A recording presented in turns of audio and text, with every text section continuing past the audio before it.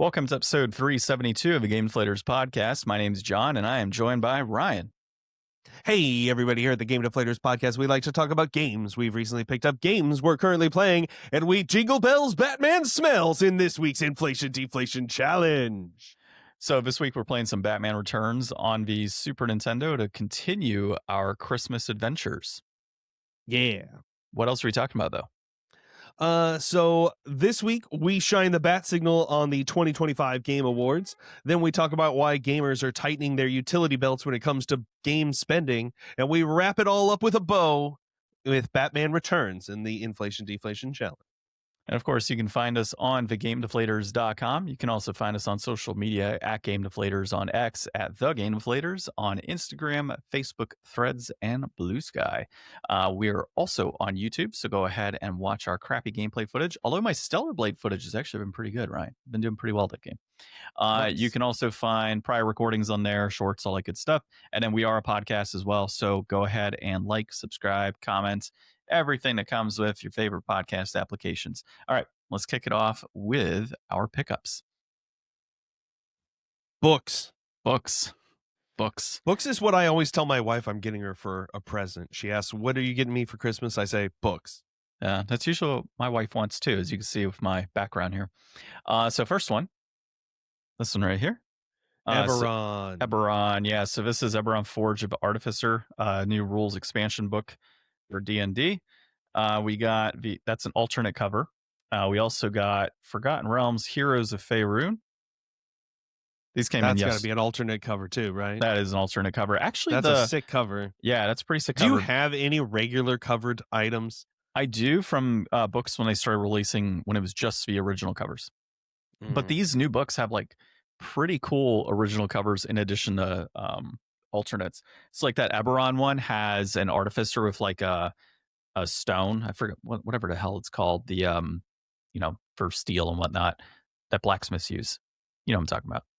An anvil? Anvil. Yeah, an anvil. See, I got it. So it has an anvil, and it's got like the artificer striking down on the anvil, and it has the sparks flying. That's a pretty cool cover as well. And then I got, this one's cool as well. So Forgotten Realms Adventures in Faerun. That is also, yeah, right. Fanciful. I love that. I love that cover art. And here's the back of that one as well. So I don't even remember when I ordered these. It was probably just when pre-orders came up, and Game Nerd sends everything at once. So some of these books probably came out already a little bit back, but they don't ship everything until like all books are on site. So yeah, they just came in yesterday. I was kind of excited to have the books that I'll maybe crack open a few times and not read anytime soon.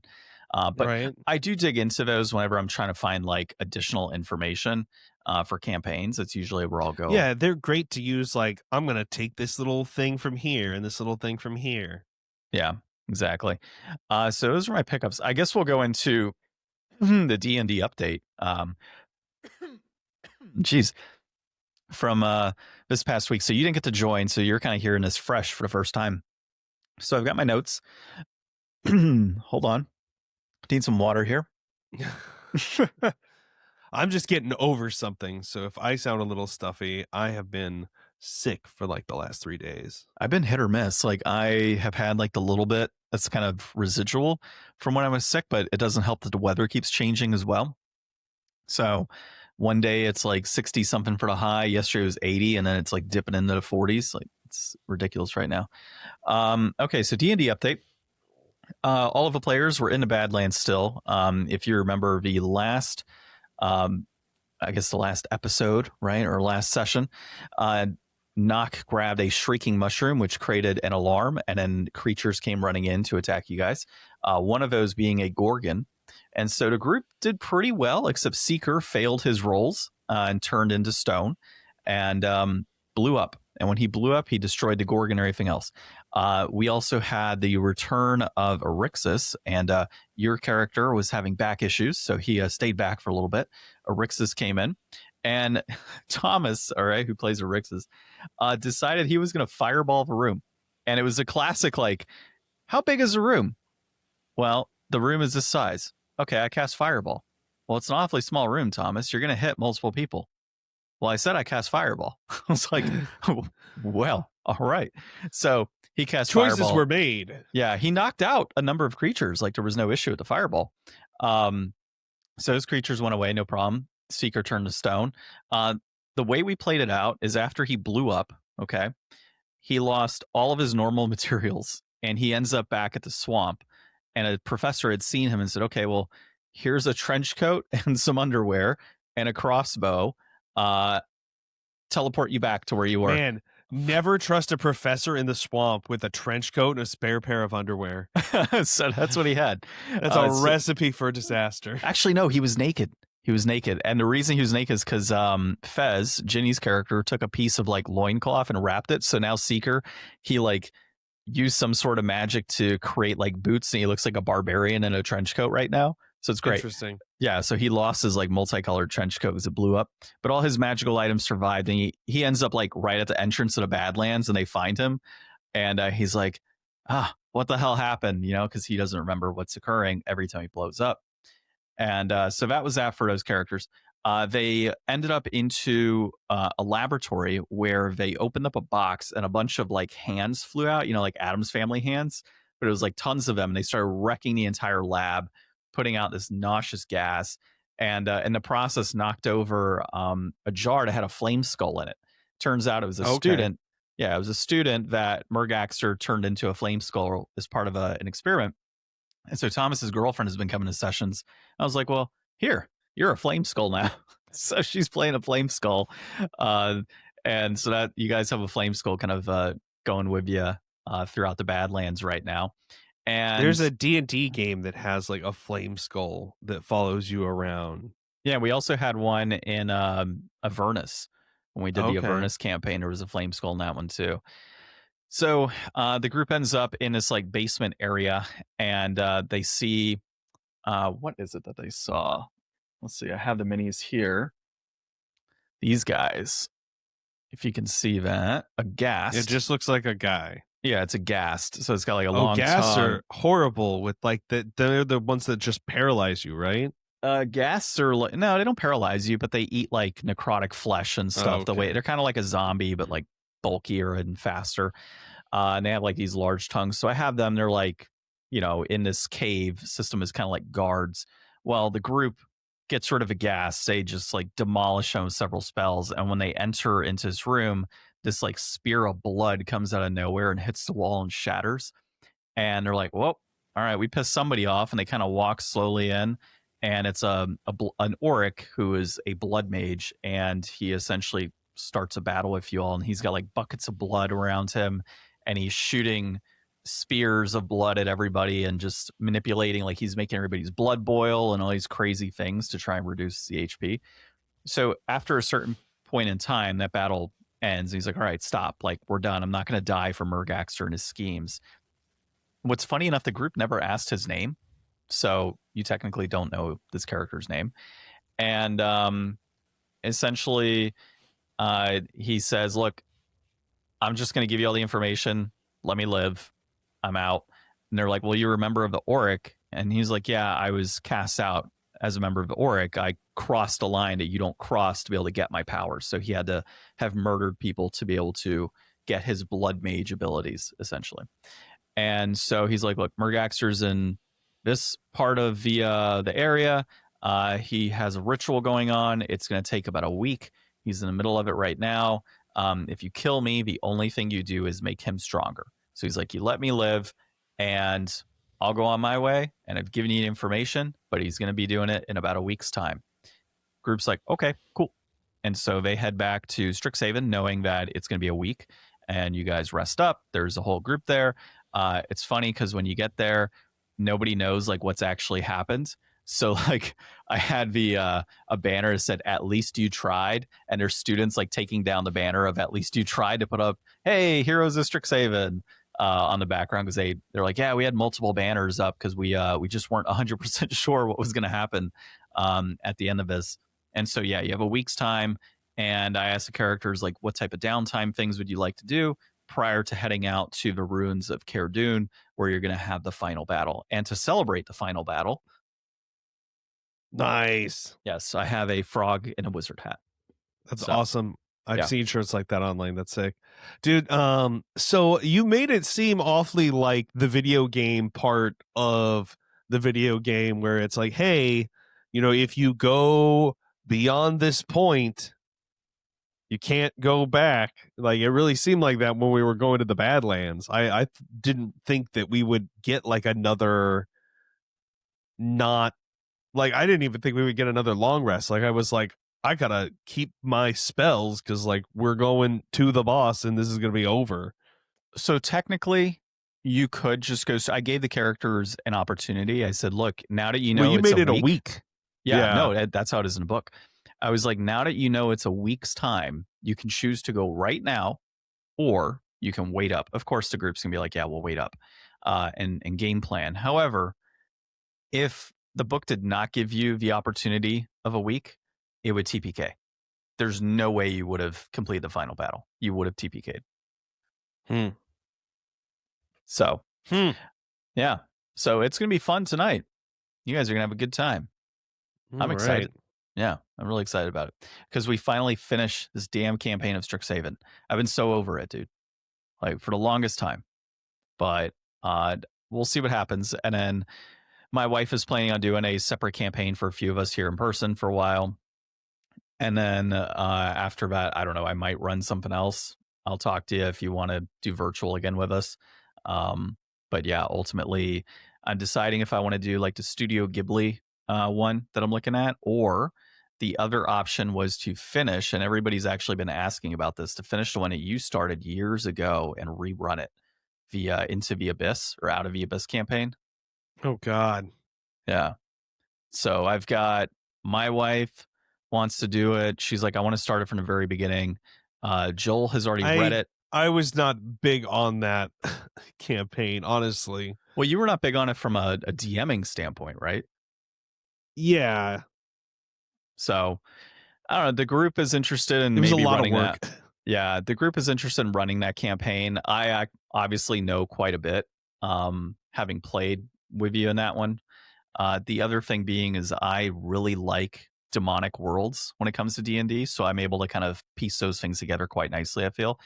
So it'll be pretty interesting to see if we decided that's what we're going to run. Otherwise, I may homebrew it using the what is it, Obojima, I think is the name of the other one, the setting. But that would be a lot more work because I wouldn't have just a straight up campaign book. I would have to actually homebrew everything from scratch. Other than, of course, the setting. And even that, it's like you got to read the whole setting. You have to feel comfortable with that setting of that world and, be able to generate a story that's based on that setting. And that can be kind of difficult as well. Because if you don't know it, it's, there's a little bit of studying that needs to happen. And not that you don't study in D&D to begin with. You kind of have to when you're doing these campaigns. But I think there's a significantly higher amount of studying necessary when it comes to a setting versus when you have a campaign kind of mapped out for you and you're more so building onto that existing world versus having to create things from scratch. Yeah, I would love to be able to pick up a new tabletop like system to be able to run a campaign for. Like I'd love to be able to try Draw Steel, but just to not be really in person with a group. Like I feel like you got to be pretty grassroots with like, hey, here's the thing, like we'll all get into it. And I know like our group, we've got people that really like the 5e and maybe don't want to do another system as much, or like just the fact that it would be like all PDFs, like nobody would really probably have books for it, makes it a little tougher. And like we've all got like books by this time that make it easier. So it's like, I mean, some people like PDFs. I'm just not as big a fan of like having to learn a thing without like the book handy. Yeah. Well, and I've got every 5e book that's been released and all the supplemental material that is specifically from Wizards in addition to other um, like Tome of Beasts and stuff like that. So to have to jump into a new system when I have all of that existing material is kind of like, See, do I and you've really got want so to? many books. Like, why go back and do Out of the Abyss again when you've got so many new books that you've never even like looked at? It's because the group wants to play it. That's the main reason. Yeah. But it's just like, so like in my mind, we talked last week about replaying video games, like replaying like a year's worth of D&D just so that you can get to the next like 4 or 5 months worth of it. It's just Well, so much investment. I mean, was it really a year though of sessions? I mean, you have to consider some of those times we played maybe once a month too. Like we don't Yeah, really play like a year's worth of D&D when we did that. And I there's don't know. It, also it felt like at least that long. it was definitely over a year, but it wasn't because we spent a year like consistently playing. We had periods of time where it's like, oh, we can't meet this week. Oh, we'll meet next week. Oh, we can't meet that week either. We'll meet another week. So Well, yeah, but what's different now? that I continue to run. Like it used to be for our groups, we'd say, oh, one person can't make it. All right, we're not going to run it this week. Right now, it's kind of like what we did last week. Right, you weren't able to attend. I'm like, we're still running it. Right, so like I have that rule in place of if it's two or more people that are missing, then yeah, we don't run it that week. But if it's one person missing, I just fill them in. It's easier to fill Mhm. in one person, like I just did now, with like a high level update on what happened, than to have multiple people and have to fill them in on what's occurred. So it sucks. I get it. But in terms of like the length of the campaign, you got to kind of just keep going, you know? Yeah, And so that's always been my focus when it comes to these campaigns. ever forward. Yeah. So with Out of the Abyss, I mean, I know we got as far as Gracklestug, I think it was, um, in your campaign when you ran it. I would probably speed through things a little bit to get us there a little faster. So I might remove certain areas. Like I know at one point we saw like the witch and Hey, Mike. maybe maybe you could be the DM and I could still play all the NPCs. That way I don't have to do the DM and all the NPCs. Yeah, no, if you want to do that, we can totally do that. Where you play all the that's a lot of NPCs now that you mention it. That was like 6 NPCs in that campaign. Yeah. Yeah, those battles were long. Um, yeah, so that, and I might even like remove an NPC, right? Like we don't have to have every single NPC present. So what I would do is I'd read the book in its entirety, decide exactly the See, direction I'd that's the want to thing go. I never did. I never Yeah. fully read the whole book. Every campaign that I do, I read the entire book before I actually move forward with it. And then from that Mhm. point, I can kind of dictate what I want to do with the story. So that's for Strixhaven, all the stuff that ties in with the Auric. I knew from the very get go I was going to have the Auric tied in some capacity. I knew what the end game of the campaign was going to be several years ago, right? Now, as the campaign has moved on, it has evolved. So, like the Auric and their placement in the campaign is very different from what I originally envisioned. And so I have shifted things within the story over time and adapted to fit a different type of ending that you guys are going to see tonight compared to what it originally was. Yeah. And that's what I would do if Out of the Abyss, right? I would see exactly what we're doing. You guys might not even Has Joel not already read all the way through it? he has, and that's the thing. I would have to change it up. So like that's another part of it, right? I have to read the entire campaign and determine from there what is my ending going to be, what is my middle game, what is my beginning, and then how do we get to certain things. So like you and I know the drow that joins us in that campaign has, you know, like a fungal issue, right? Like he's cursed due to what's her name? I forget the demon lord of fungus. Zugtmoy. Yeah, Zugtmoy.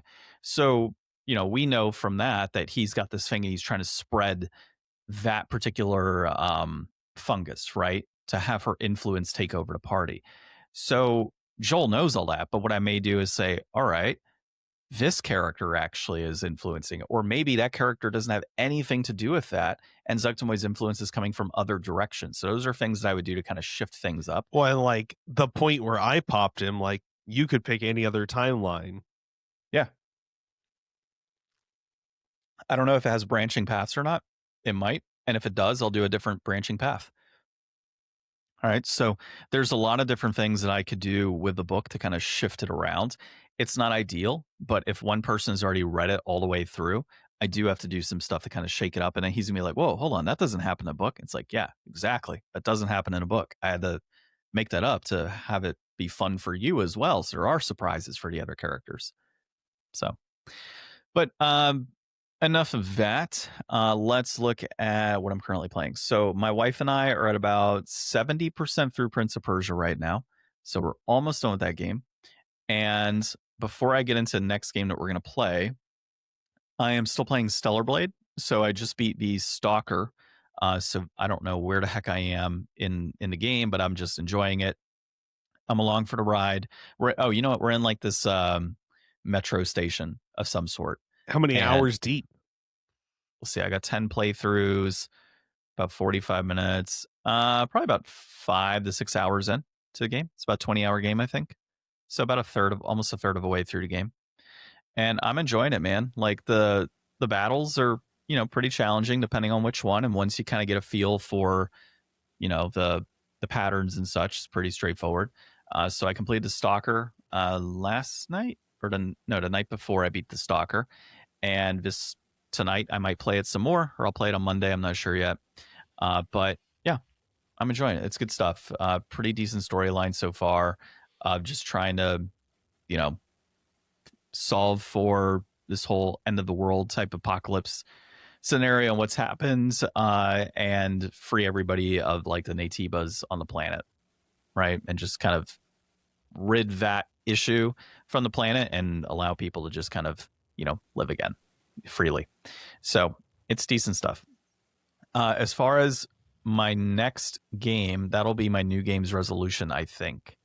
So I'm going to pass it to you, and then when we talk new games resolutions, I'll reveal what that is. All right. Hold on.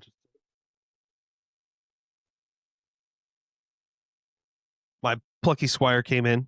Oh, nice. Of course. Yeah. So, and totally wrapped still. Yeah. I always forget what the issue is with that and why it occurs. I don't know. Will told me at one point. I can't remember what it is. Yeah. So I don't know. I was tempted to pull it out and try playing it over the last couple of days, but I decided it was time to buckle down and beat Metal Gear Solid. Nice. But I did actually get some pickups that aren't I don't know, great pickups for gaming, but I did get some games from after watching the Game Awards on my phone to just check out and see what those were all about. I had heard some of my anti-tubers talk about Uma Musume Pretty Derby and saying that they like that. And I don't know, I've gotten into some mobile games, but this is one of those games when I got it, I booted it up.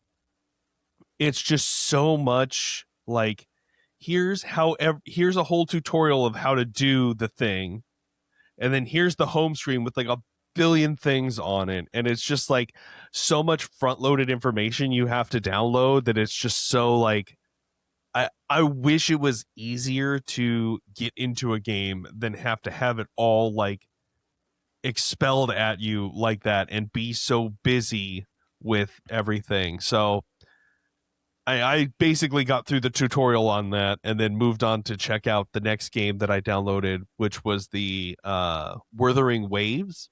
That won an award, so I checked that out. I mean, that seems like a pretty straightforward like action mobile game with just like, a couple of buttons for doing like a string of combo attack and then like a special attack that has a cooldown, changing out like your character. They probably have like different elements or whatever. I don't know. Like if you've tried any of those kind of games, like I tried Zenless Zone Zero and I tried Genshin Impact before.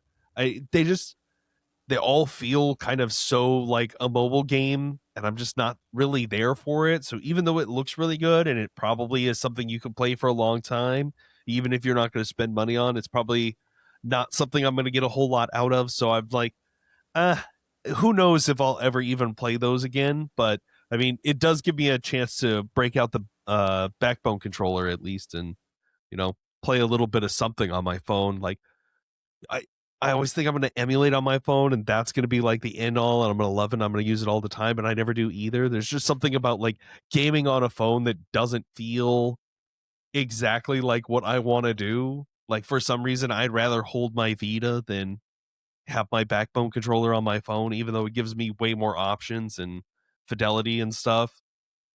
Yeah. So not a fan of mobile gaming either. Yeah, so those are kind of like some games that I tried out. So that's kind of a little bit of playing and pickup. And then I got I got the shame pickups, dude. I like some blind boxes. I don't get a whole lot of blind boxes because the style of a lot of them doesn't really fit me super much. But blind boxes are a big thing. And what's been the biggest blind box of 2025, John? From a gaming perspective or No, in blind general? boxes. Oh, Labubus. oh my God. Dude, I just watched the South Park episode on that when they started doing the demonic. Oh, wait, have you seen that one yet? No. Oh my God. Okay. You've got to watch the South Park episode. It's hilarious, dude. Butters is like trying to get Labubus. It's hilarious. Yeah. Go on now. It's been like the biggest thing of the year. And I think it's like a cultural touchstone. It's something that I've been like, you know what? If I could get one just like retail, like not all marked up and crazy and not like a fake one that I have to order, like if I'm just organically in a place and it's an easy thing, I would like one just to have as like I wish I still had my childhood Furby. Not because I really want a Furby, but it's the same thing like you wish you still had your like Pokemon cards and stuff. Like in 40 years, it'll be interesting to be like, remember this piece of shit? So you got a Labubu? I got a Labubu Oh for my God. retail at Pop Mart. Well, that's it. The podcast is over all. Podcast is over. Yeah. And then I went Nobody's going to listen to us now. I went even harder. I had pre-ordered a while ago another blind box thing that was sweeping the internet. Okay, That's so the not Kodak Labubu. Charmera. What is that? I got one of those. It's a little camera? baby tiny Kodak camera. Oh, see, that's kind of cool. Mm-hmm. Does it have like a USB and everything? And yeah, and it holds a SD card, but yeah, it's got like a little screen and everything. What's the quality of like picture like? Is it kind of similar to what you would get in the 90s or? Yeah, it's like not a great image, but it's kind of a nostalgic image. It's got like some fun like frames and filters in it, but I just like I don't know, as great as your phone camera is, and it's always going to be better for really capturing things. Like sometimes when I'm out exploring, like doing stuff, like we're going, you know, to little places on the weekend here in Washington and just getting a feel for the area, like I'm not really taking my phone out and taking a bunch of pictures. Having just like a little thing that I can just kind of like have and just be like click, click, click. And it's just kind of like a fun way to make taking pictures more memorable and try to have like a little bit of I don't know, retro feel to it too, which is kind of fun. It's kind of like that whole like the Polaroid comeback with yeah. Nice. That's pretty cool. Yeah, see, that's better than Labubu. Faye first stored in the Game Deflators. Yeah.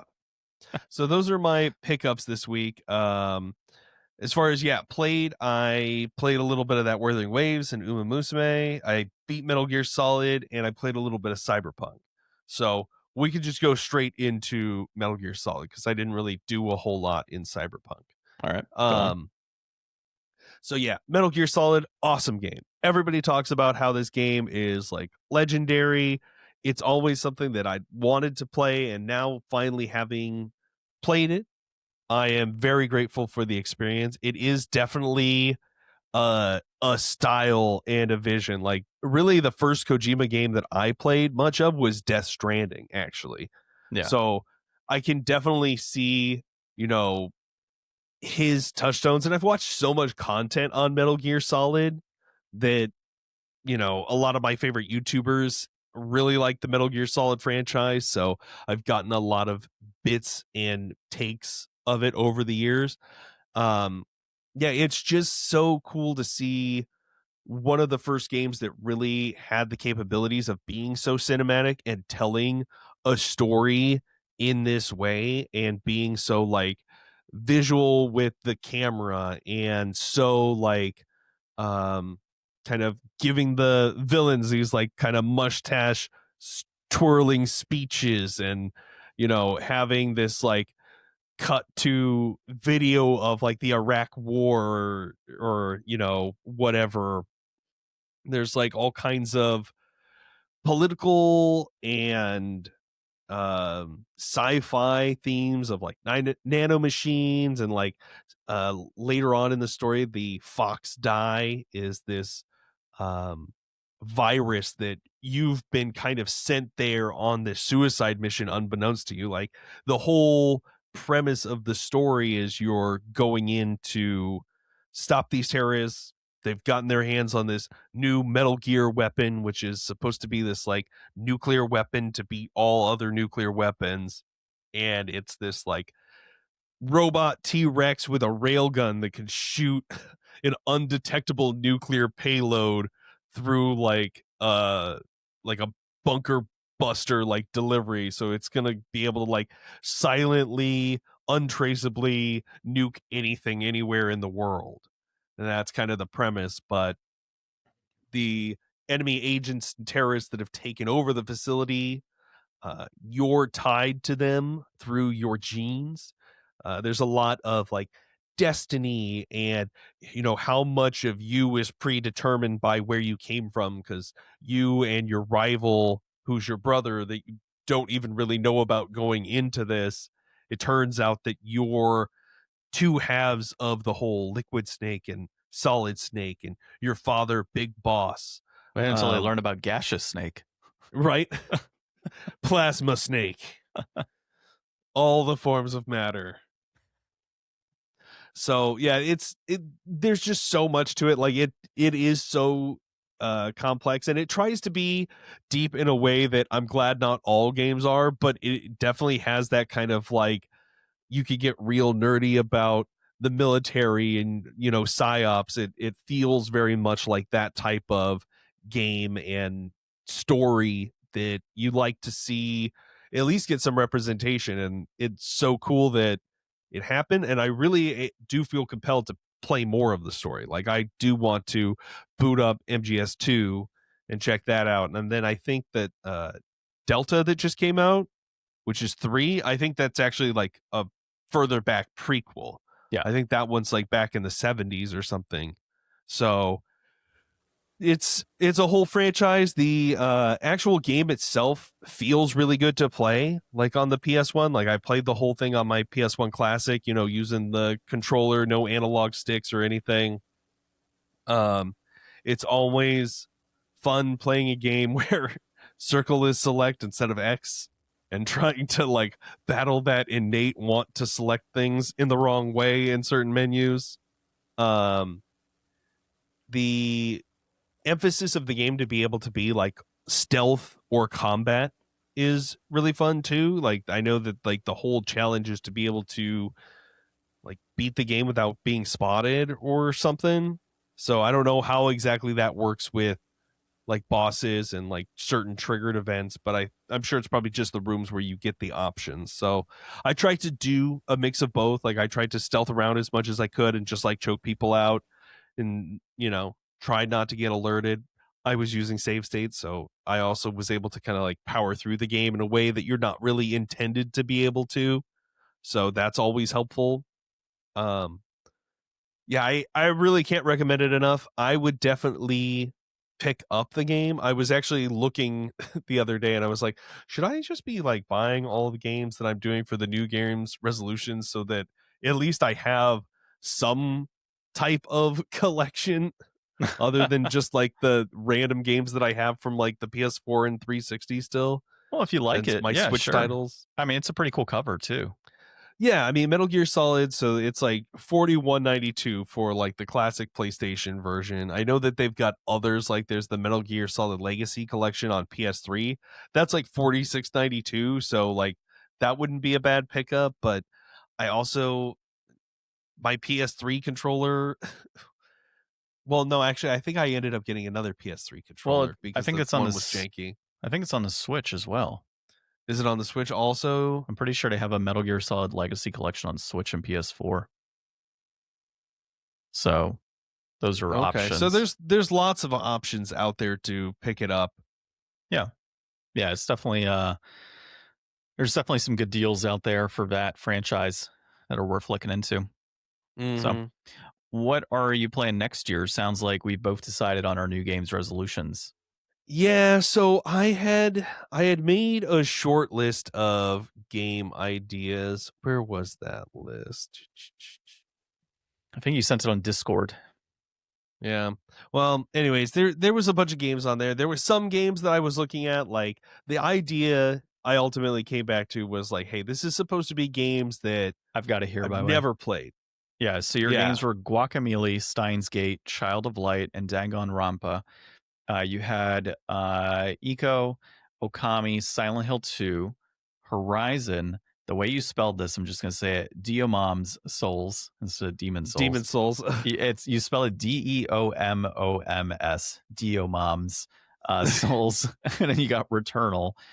You also had an asterisk next to Okage Shadow King and Night of the Woods, which I believe is because you had played some of those before. Yeah, you played Yeah. a little bit in the past. Yeah. Yeah. So So is it from that list? yeah, it is from that list. I ended up taking your suggestion. I'm going to go with Eco. Nice. That's a good one. Yeah, you'll like it. Classic game. Still, in my opinion, one of the most visually stunning games on the PlayStation 2. So that is a great and I one. mean, I loved Shout of the Colossus. So yeah. Well, Eco is very, very different. So get ready to beat things with a stick. So so I selected my game. It's going to be my pickup one of my pickups. So let me pull up a photo and then we can kind of go from there. Let's see. All right. Should be able to see this. So I am going with Valkyrie Profile on the PS1. Okay. Yeah. Cool. So it goes into my PlayStation 1 RPG collection. So I did pick up a complete in box copy yesterday. It was on eBay for decent price point compared to the average complete in box price. Typically it's around $250 to $300 for a complete in box. I got it for $200 plus tax, with shipping included. So nice. Figured why not. I actually got third place in a contest at work, like a virtual holiday party for trivia, and I got $250. So I was like, well, nice. I know what I'm spending it on. It's funny because I've been eyeballing it last week as well. I was like, well, maybe I can put my credit card money towards this instead of a Magic card. So I went ahead and did that. And because it's an online purchase, I get $7.50 back to put towards the Magic card that I'll eventually get. That one is all about like Norse mythology built into a PS1 RPG. It is supposed to be a pretty good one, and it's fairly uncommon. They did re-release as Valkyrie Profile Lenneth on the PlayStation Portable, and then that got re-released onto the PS4, but they don't have a physical copy on PS4. So I said, well, I want to add to my physical collection for PS1 RPGs, so let's just go ahead and buy it, and I'll play it. It looks pretty cool. Yeah, no, it looks pretty cool. So my wife and I will probably play that one together, since that'll be the next game. Since I get next pick anyways, after Prince of Persia, I'll probably just play Valkyrie Profile like right away. Or, why not? It'll be a game that she and I can play, and then that'll allow me to keep playing something on the PlayStation 4 or PlayStation 5 for streaming purposes for a little bit. So there you go. Yeah. All right. Well, we have selected those. So if you have a new games resolution that you are planning for next year, go ahead and let us know in the comments. That'd be pretty nice to follow along. So next thing that we have coming up is our articles. And we're going to be talking Game Awards. And I think the way we would position this is the next Game Award goes to Clair Obscur. Like everything went to Clair Obscur. Yeah. Which kind of pissed off some people. But, it's a well-deserving game, right?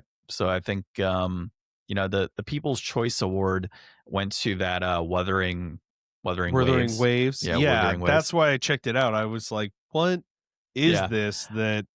I was going to do the same thing, but then I saw mobile and it just kind of knocked me out right away. I was like, nah, I'm not for that. So, but yeah, so Clair Obscur won best game or game of the year. It won a number of other categories like musical score. 9 total awards, I think it was. Like disgusting how many awards that game won. So if you want to go into some of the awards, like I don't know if you've got a running list of some of the top ones you want to go through.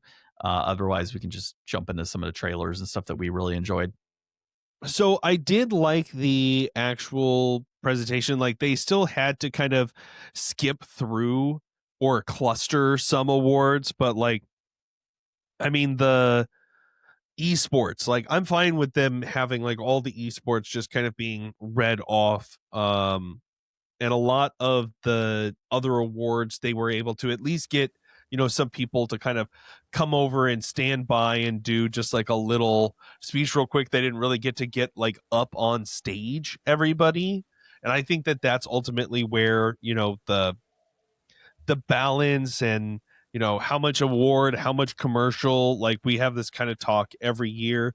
I think a lot of people felt a little bit better about it this year. Like, I think that maybe it's just kind of set in finally that that's how it's going to be, or maybe they just were able to balance it a little bit better by still having those people be able to give those like little kind of speeches and not be up on stage and taking as long for that, but still giving that big recognition to some of the major awards. I thought was pretty good. And yeah, Claire Obscure, they won for actor, art, debut indie, music, RPG, game direction, game of the year, and independent game of the year.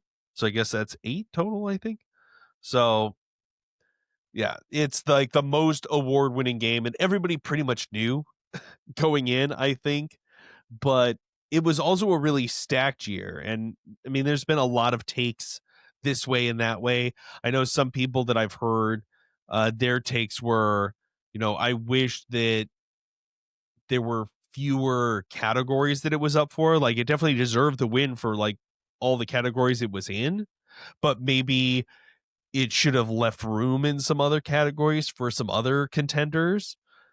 But I mean, at the end of the day, if it's like the deserving, best it's game, deserving. yeah, it's deserving. So I don't necessarily think that it's a bad thing that it had such a big sweep. I do think it's utterly surprising that Wuthering Waves took it. So maybe I should try more at that game, but I think it's just a mobile gamer's number kind of thing. And who knows, like maybe that community gets so behind it because like they'll get an update if the game wins, an award or something. Who knows? Like there's probably Yeah. a bunch of people who really love that game, but I And I still think think that it's Claire Obscure would have probably taken that I think any it's other like time. 10%, I think, of the vote total, something like that. Like a certain percentage of like fan vote is actually factored into the actual awards. And then there's the fan award, which is 100% of the actual Yeah. vote. Um, yeah, I mean, the one thing I found kind of weird was, well, it's not really weird. They do it every year, but during that pre-show where they give a couple awards, they had like best family game. That to me is an award that really should be in the main In the main award show. show. Yeah. Like the esports gamer, like best influencer, like that type of stuff I feel can be pre-show. I get that they're wanting to put some light on those areas like esports, but pre-show is perfectly fine for something like that, especially the way that they do it, right? So for the best family game, it was Donkey Kong Bonanza, and they're just like, here, they put the award to the side, and Doug Bowser pops up because like he already knew, right, that he had won. Whereas I feel if it was like an esports team, like it's not, from my perspective, it's not as exciting to see like an esports team winner or an influencer win an award. Like I'd rather see them kind of in that pre-show get the spotlight to themselves. I think that puts a little more on them than the way that they position it on stage of like, oh, this group won, you know? Um, and I much rather would have liked to see, for example, maybe Doug Bowser on stage, right? Accepting the award and talking through it. So yeah, I mean, and it feels a little more surprising, I guess, when they're like, all right, the nominees are X and the winner is, and they're like, oh, you probably knew you won, but it's a little more exciting The the way one that with it's the aisle positioned. seat. Yeah, the one with the aisle seat that's coming out right now. And so just like, and it just felt so odd too. Like you have this bigger Nintendo representative who you just like, here, hand him an award. He pops up on screen. Like that just felt kind of lackluster, in my They opinion. made those awards look awful heavy too. Oh yeah. Yeah, they look I don't heavy. remember in last year's like people being like, oh. Yeah, I don't know. Maybe they used some different material, filled it with like rocks or something. The stage was pretty cool this year. I thought yeah. like the Yeah. presentation of everything was really cool. The performances were great. Flute Guy, we got to mention Flute Guy was back. He had like a whole array of flutes. I think he had like 5 or 6 different, like all the way down from this little bitty one that nobody could hear to this like giant like one that was taller than him and like all arced around. It was a wild amount of flutes. Yeah. Yeah, it was a decent show overall. I enjoyed it. But thing I enjoyed the most was the trailers this year. Dude, I don't think we've had a Game Awards that I've watched where I genuinely liked maybe 90% of the games that were shown. Yeah, I was like writing down and I started to like run out of room Yeah. for stuff to write down because there was so much cool things that they Yeah, showed like off. Star Wars, like Fate of the Old Republic looked pretty cool Mm-hmm.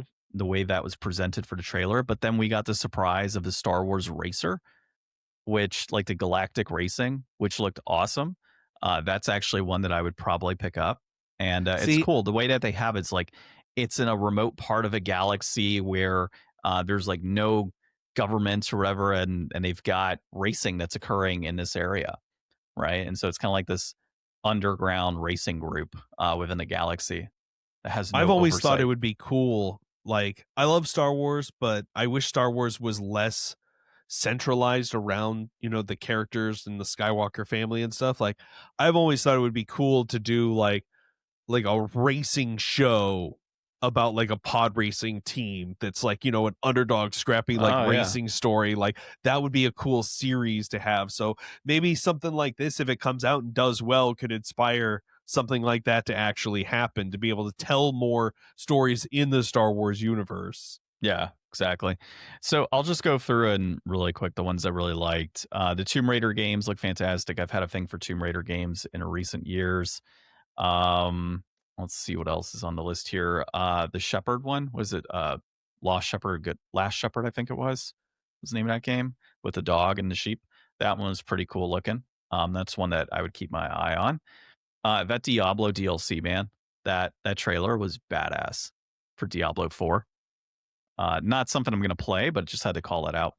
High Guard looked dumb as shit, dude. Okay, so that's what everybody's saying. Like, apparently, I'm the only one who was like, "This looks sick." Like, No, man, that looks terrible.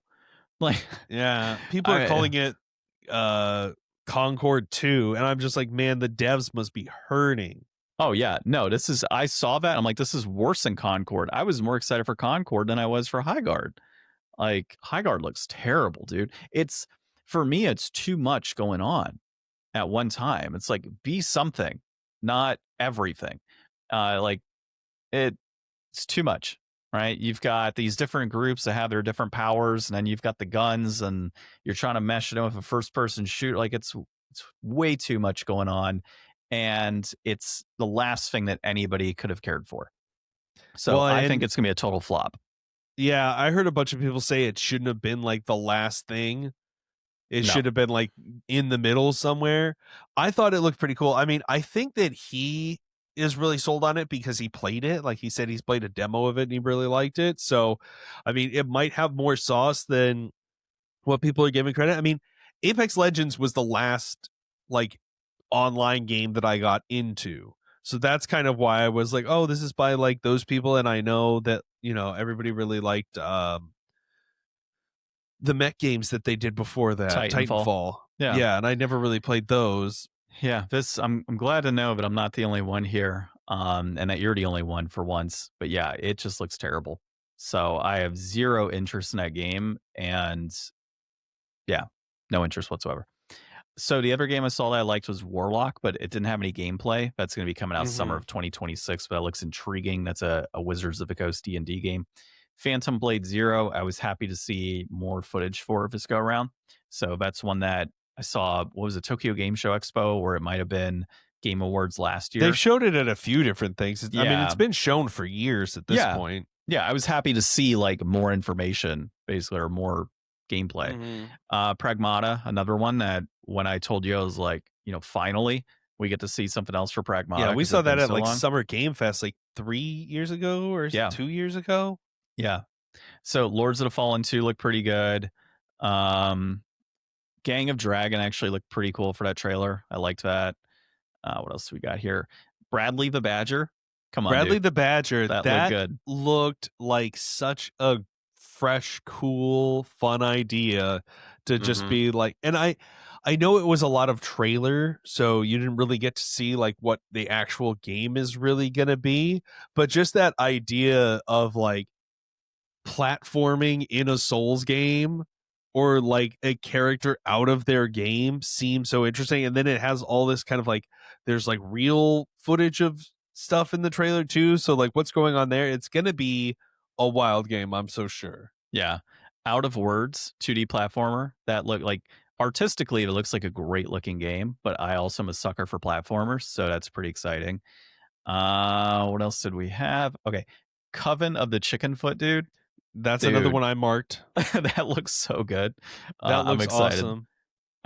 Orbitals caught my attention on Switch too. Orbitals might be like my game of the show. Like that's one of the one that I like starred because that like visual style is just It's like the so sweet. 80s, 90s Gundam style. Like that's the second, like when I saw it, that's immediately what I thought of was Gundam. So when I Yeah. saw it, I was like, oh, Ryan's going to love this one just based on that. Yeah, that looks incredible. But it's like one of those crazy co-op games. So like I gotta get I need to get a Switch too. That's kind of the barrier to this one. Like I Yeah. don't think this is the game that makes me buy a Switch 2, but this is definitely one of the games that like maybe it's not gonna have a lot of copies. Like maybe I should just buy this game when it comes out, even though I don't have the console. Well, that's assuming that it's not like a, what is it? A key card or whatever. The other game, well, Free Shepherd was the game that I mentioned earlier with the dog. Audio Mech looked pretty cool as well. Audio Mech did look pretty sick. Yeah, and that's the ones from my list. I know there's a few I could have mentioned, but I figure I'll give you some. Yeah, so I mean, you pointed out definitely a lot of the really cool ones. Some ones that you didn't were Ontos, Yep. which I thought looked pretty cool. The I don't know, the style of that one just looked really interesting. And what else was there? Resident Evil 9 Mm-hmm. got my boy Leon in it. That's going to be sweet. I'm so excited for that. I mean, I was already excited for that, but just seeing some more of that. I actually put a star next to Exodus, the other Wizards of the Coast game Oh yeah, that they yeah. showed. I thought that looked like a really interesting new kind of universe to explore. Like I always am a big fan of like a new IP trying to do something. So like getting something that looks like it's trying to be grand and sci-fi. And I mean, Wizards of the Coast, they're you know, they're good company. Like I like a lot of what they do. So hopefully between this and the Warlock, we get to see some cool new video games come out of them. Control Resonant, I thought looked awesome. And I did not finish Control. I didn't even really get that started with Control. I think I played like a handful of hours and that was it. But yeah, watching that trailer for Control Resonant, that made me just want to go beat Control so that I can play that game. But I know like the Alan Wake games are tied in. It's all like this Remedy universe, and Max Payne might be out there somewhere, or you know, they might be doing a new Max Payne at some point. So The controller that verse. yeah, exactly. Orbitals was the other one, and yeah, Highguard was one that I actually put like a star next to because I was like, I thought that was going to be like one of the it ones, but everybody was just dumping on it. Divinity as well. Yeah, so That the looked good. Divinity, the statue reveal, like everybody'd been so hype about like, what is this statue? Is it going to be Bloodborne? It better not be some lame Diablo thing. And then it turned out to be like the crazy, like, what is going on in this trailer kind of trailer of the show. It was definitely not what I was expecting. What else did I write down that looked good? Somos. For Loop looked cool. Yeah.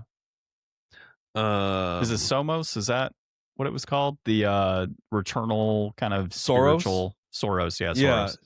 Oh, Soros is one that game. I'm really looking forward to. Also the Mega Man reveal. Like people have been saying Pragmata is going to be some kind of like Mega Man because it's got the girl with the blue jacket. But no, they've been working on Mega Man the whole time.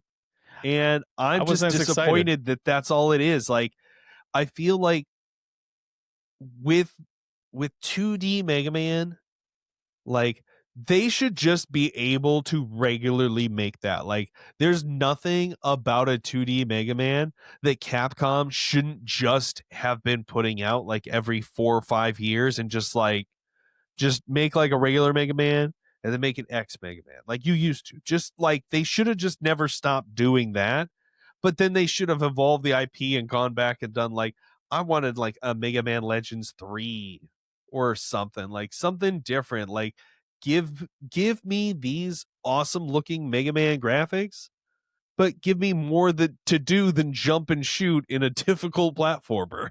Give me Like, Mega Man Souls like. That's what we need.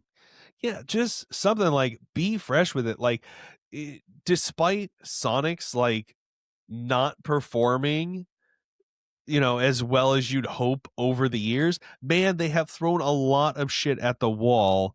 And every time something sticks, they like try to run with it. Like they make the most of it and they try at least. Like the fact that Mega Man is just like, here's some collections and that's all we've gotten. Like, where's the new Mega Man Battle Network?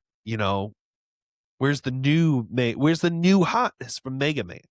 Well, you got it. And it was kind of mild. Yeah, kind of mild. So that's what we saw at the Game Awards that we really liked. I mean, some other things like the let's see here. Street Fighter movie, I'm not excited about that. Yeah, Don't care for it. That was wild. I'm gonna see it. I think it'll probably end up being a pretty fun movie. One thing, so Moist Critical won for Influencer of the Year, and I watch his YouTube videos sometimes. So I tuned over because he was live streaming, and he had just the most like whatever reaction. He was just like, "Please God, anybody but me." And then they picked him, and he was just like, "Well," and didn't even like make a video or anything. So I guess I wonder why. Like, I don't know. Maybe he just didn't. I don't really know why he wasn't so enthused on it. I didn't spend a lot of time researching it. I haven't watched his videos for the last couple of days, so maybe he made something about it, but nothing that I saw. Yeah. Well, maybe he sees a value in it, just like me, right? Like whatever. It's not a big deal. But yeah. Well, do we want to dive into the reason that nobody's gonna be buying these games? Yeah. Okay. So a new Boston Consulting Group report came out, and it really just talks about, gamers buying less, and that it's not really it's not just about price anymore nowadays. So I'll just go over some of the stats that are here. We don't have to go deep into the article, but so they asked, they cover a lot. Yeah, it's quite a bit. It's actually extensive. So go look that up. But one of the questions here was, does price significantly influence your choice in brand, product, or service? And of course, 25% slightly agree, 28% agree, and then 20% strongly agree. And this was through about 3,000 people, this particular survey. So it's actually a pretty decent sized survey when you consider like political polls are, 1,000 to 1,500. Sometimes it's double that. So yeah, pretty good amount. Another one, which was kind of interesting, but it said, when multiple games in the same franchise are released in the same year, which of the following do you do? When I first saw this, I was like, well, I would look at it more so as like when there are multiple games coming out in a year that I really want, not necessarily the same franchise. But they said 49% want to wait for discounts, 31% will buy one and skip the others, 22% will buy all, 11% will prioritize downloadable content. So I guess this is more DLC focused on the question. And then 6% said they would do other. I don't know what else you're doing other than, well, not buying, right? And then buy one, pirate the rest. I guess that's where people are going. Not that we're advocating for it. So the other question was, I prefer live service games to single player. Gen Alpha, Gen Z, and Millennials overwhelmingly agreed, slightly disagreed, or strongly agreed that they prefer live service, whereas Gen X and Baby Boomers were the exact opposite. They actually prefer to play single player. So old soul over here, I guess, because I would much rather play some. You're a John out of time. John out of time. Yeah, I'd rather play some single player games. Well, somebody called me a boomer in one of our comments because of my positioning on what was it? Life in general. Gen Z preferring like different games and not getting like artwork. Like the games that we had back then are not kind of what we have today. They're getting these live service games and such. So somebody's like, "Oh, you had a boomer take." I'm like, "Really?" I'm like, "Okay." So I guess I'm a boomer in terms of gaming. So yeah, gaming boomer. gaming boom. Yeah, well, you've got all the money and all the games. I guess, yeah. That's very boomer of you, John. That's how it works. Yeah, I've got a house, so it makes me a boomer right away, apparently. So I prefer accessing games via subscription over buying individual games is another question. Again, same deal. Millennials, Gen Z, and Gen Alpha overwhelmingly on slightly agree, and strongly agree, whereas Gen X and baby boomers were the exact opposite. It So, is interesting that Gen Z less so than millennials there. I would yeah, well, expected it to kind of trend the other direction. yeah, I would as well. I mean, it's a 2% difference on that, but yeah, you're right. As far as you know, just given generational wise, like millennials still kind of dip in like during that Gen X era, early millennials. So I was a little surprised by a data point as well. But yeah, I mean, really what it kind of comes down to is discounts are really the normal thing nowadays. Like people would rather wait to get a discounted game and have all contents included right away versus getting piecemealed stuff, right? So like Mm-hmm. Horizon Forbidden West is a good example. Rather than buy Horizon Forbidden West when it came out, I waited for it to be $30 to get a complete edition of all the DLC. Why Yeah. would I why would I pay $70 up front and then another 15 or 20 later on in the year? That just doesn't make any sense to me, especially when I have the backlog of games and I would Yeah, rather and they purchase talk my games. yeah, they talk about that in here too, and that's something I feel like I brought up a lot over the last like couple of months in a couple of points, but yeah, the backlog of games is just something that everybody has. Like, I mean, you know, brand new games that aren't even opened, then it's like, well, I've got it, I'll play it at some point, but deals lead to backlog, lead to not having to be so pressed to buy stuff. And I mean, games really have to try to live off of hype. But they also talk about games as a service and how those games are able to sustain themselves long term. Like you might not have to be there right away for this thing if you're going to be spending on the next thing. And I think that that might be in line with, how they're talking about, are you going to buy multiple releases a year? Like if you're a kid trying to keep up with all your friends, like you're probably there for like every Fortnite release. But if you're older and you're playing like some games in between, and maybe you come back to your live service like, once a year and you can kind of catch up on everything. Or, maybe this next expansion isn't so hype. So you'll go back and play something else instead for a while. So it definitely seems like that um plus the overflow. I feel like there's just so many new games. I mean, like, talk to Barry about buying new games with his Switch collection over there. There's Yeah, and so many games coming out, it's impossible to be able to keep up with that kind of cadence. Like, you have to let things go by the wayside, and there's a lot of hype stuff that just, you'll have to play it later or whatever, and you might as well get savings while you're doing it. yeah, exactly. I mean, and the backlog isn't just physical games. Obviously, the backlog is on subscription games. It is on digital purchases, or All really these just digital coupons you licenses. cash in every week. Yeah, Every week you get free games from this service and that service and this service, and you just like keep those digital receipts for one day. yeah, and then you have like Steam summer sales and such, right? Just get a crap ton of games at a cheaper price point, sits in the backlog, and you'll get to it when you get to it. But I was thinking about this last night. Given the amount of games that I have, if I'm only playing like 10 games a year, I'd have to live to like 200 years at this point to Yeah. play all of my games, unless at some point when I have time and I retire, I just boatload of games as much as I can, right, and play countless hours. But even that'll probably never happen. So I have to be very selective on what that backlog is and what I want to play. So that's where I think things like our new games resolution are very helpful for me to dive into titles I've always wanted to play, but never felt I had the time to do so. As well as just kind of scheduling things out. So like this year, I was like, I'm going to play this game, this game, this game, and that's how I'm going to do it in that order. And if something else comes out that I really want to play, I'll jump in. But really kind of sticking to that plan has been helpful as well.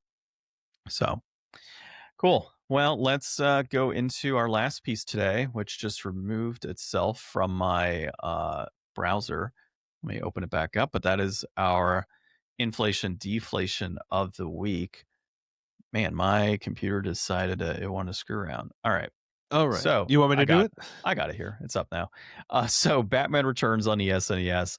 This was developed by Konami, published by Konami, designed by Yoichi Yoshimoto, Yabu, Tetsuya Sato, and it was released on April of 1993.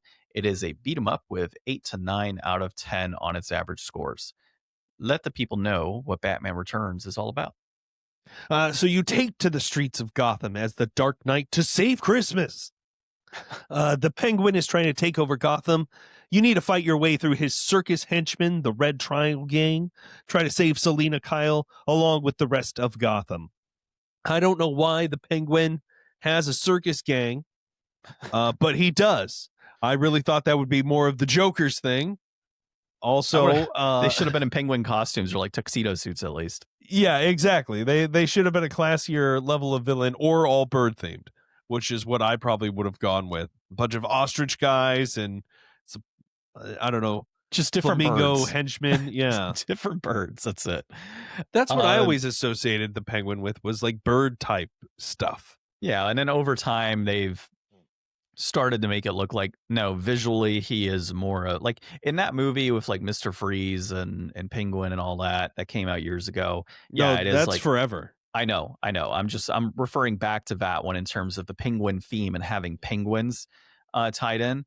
But it seems like over the years, a penguin has become more of like, he looks like a penguin. Like he walks around, kind of waddles like a penguin. And that's where the penguin, theming comes from. And The then Penguin he's really show just was like, really good. oh yeah, it was fantastic. But then he's really just like the leader, right? And so he has his henchmen. He's just part of a gang and he happens to look like a penguin. So that's where that comes into play nowadays. So I agree with you. I would have liked to have seen bird themed henchmen, but I understand why they didn't. But the clown stuff is still kind of weird, in my opinion. Needless to say, this is a fantastic beat 'em up, actually. And Christmas game. And Christmas game. Yeah. No, this is it great. is Christmas time in Gotham. Yeah, this is considered one of the better Batman games that has been released during this era. And for good reason. I mean, it's a solid game. It's very fluid as far as controls. It's got some good level development, nice bosses, decent music, and good graphics. I mean, it's everything you'd kind of want in a beat 'em up game. And the only thing that I had an issue with was just, really the enemies being too similar, right? I would have liked to have seen some variation, greater variation, I guess you could say, outside of like the circus gang. But I mean, for beat 'em up, it was still good. Right, it's a good game overall. Yeah, the stilt guys, they gave me a little bit of a hard time. Just That's your trying to like flamingos. jump up and hit them, and then I thought it was weird in some of the levels where it gave you like the grappler, and then other levels you didn't have the grappler. Mm-hmm. Yeah, But well, I mean, it was cool to see. What was it, Keaton at the beginning? You get like a little shot of him. yeah, It's definitely one of those, beat 'em ups of that era that you feel like you've played like a bunch of games like this. But of all the ones that we played on the show, I definitely feel like, yeah, the quality on this one seemed to be a bit better. Like, I don't know if it was just sometimes games have a hard time with like iframes and like getting beat down, and sometimes it's like easy to get kind of trapped into that cycle of like getting just hit and hit and hit. One thing I loved about this was like grabbing the dude by the neck and just throwing him in the background. Like I kept doing that over and over again. Or slamming them down and such. Like that was good too. But the speed of it's pretty good as well. Like the speed of the fighting is pretty clean. Like there's some beat 'em ups you play and it feels kind of clunky when you're punching or kicking. This felt very quick paced to me, which was something I really enjoyed as well. Going through this would have been great to have as a multiplayer, but this is just a single player beat 'em up. Yeah, that would have been nice for sure. Well, I don't know. Maybe there's other versions. Yeah, I mean there are. So like this game is like on a bunch of different consoles, but it's kind of that era where it might be a whole different game. Like I think that the Super Nintendo and the Genesis ones are probably pretty similar, but like the NES and the Game Boy ones are not going to be as technically advanced. advanced just because Yeah. they're not going to be. But I mean, this game got pretty good reviews across the board. So it seems like probably whichever version you're playing, there might be a chance that it's decent. But this is on the SNES, at least a really good one. Also, good box art.